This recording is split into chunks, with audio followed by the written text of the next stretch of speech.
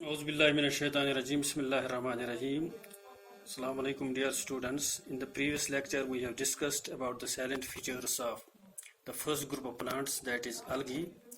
Today, we will take up the second class of plants, that is Bryophyta. Let us discuss some salient features of this Bryophyta. But before taking the features, we will see what are Bryophytes. This Bryophyta term, it has been derived from two Greek words, bryon, which means moss, and phyton, which means plants. So simply, these are known as moss plants. And in Bryophyta, these are known as moss plants. Now, these Bryophyta, these are actually the simplest plants and the most primitive plants. That is, we can say it is a group of simplest and the most primitive land plants which occupy a position intermediate between green alga and pteridophytes. And in this group of plants, it is considered to be the simplest and most primitive land plants, because we have seen algae are the aquatic plants, and other groups of plants, they are land plants, and this Bryophyta, this is considered to be the simplest and most primitive land plants. And we can say these are the first land plants which occupy a position between green alga, which are aquatic, and pteridophyta, which are land plants. Now, this Bryophyta, it is characterized by the presence of a green, well-developed and nutritionally independent gametophyte, to which is always attached a physically and nutritionally dependent sporophyte.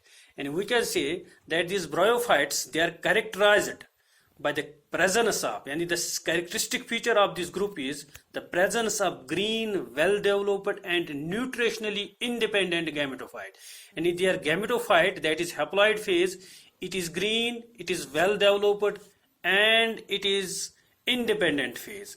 While in most of the plants, this gametophytic phase is generally, it is not independent, but it is short-lived. But here in Bryophytes, it is nutritionally independent phase and long-lived phase, and the most dominant phase of the life cycle of Bryophytes, to which is always physically and nutritionally dependent sporophyte. And here the sporophytic phase, that is diploid phase, it is physically as well as nutritionally dependent on gametophytic phase. That means a sporophyte cannot live in isolation, it cannot live independently without gametophytic phase, but it lives physically as well as nutritionally on the gametophytic phase. Another feature is that this Bryophyta, it is a smaller group.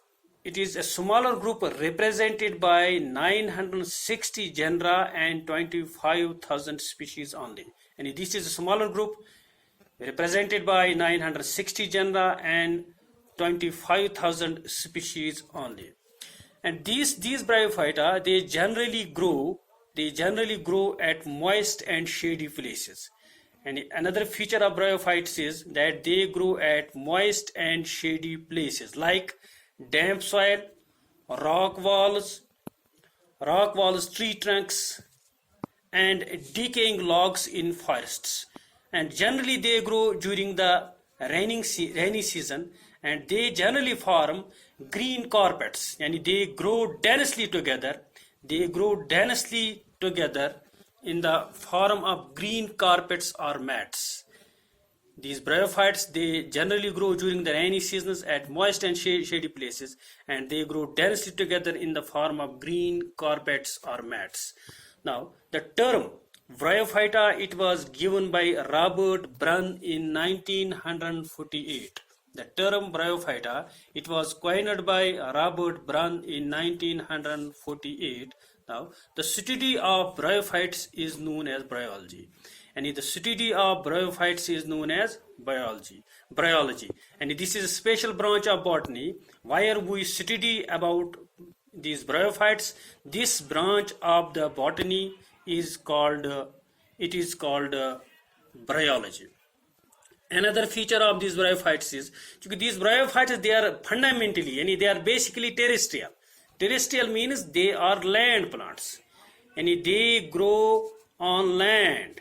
They are terrestrial, but they require water to carry out sexual reproduction or to carry out fertilization or to complete their life cycle. That means bryophytes cannot complete their life cycle without water. Although they are basically terrestrial, they are land plants, but they require water for fertilization. That is why we call them as the amphibians of the plant kingdom. You have seen amphibia is a class of animals. Amphibia are the animals which live both on land as well as in water. This bryophyta, though they live on land, but they require water to complete their life cycle, that is to carry out their sexual reproduction. That is why we call them as the amphibians of the plant kingdom. Now, another feature of these bryophytes is the life cycle of the bryophytes. When we see the life cycle of the bryophytes, like other living organisms, it also shows two phases in its life cycle.